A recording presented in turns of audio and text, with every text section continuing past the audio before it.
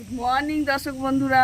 এই যে আবার সকালবেলা ফ্রেশ হয়ে চলে এসেছি ছাদে। ছাদে গাছগুলো না দেখলে একবার খুব মন কেমন করবে। সকালবেলায় আগে এসে ছাদে গাছ দেখি। গাছে কালকে খোলা ভিজানো জল করে রেখেছিলাম, দিয়েছি।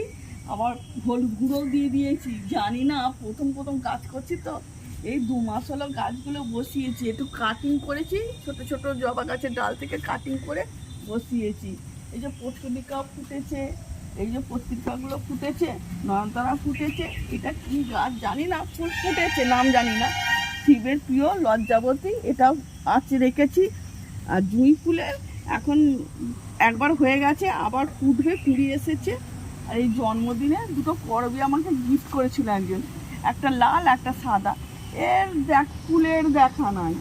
এই তলতাজা হয়ে আছে, কবে ফুটবে আমি জানি না। খুব আগ্রহে আছি এদের জন্য।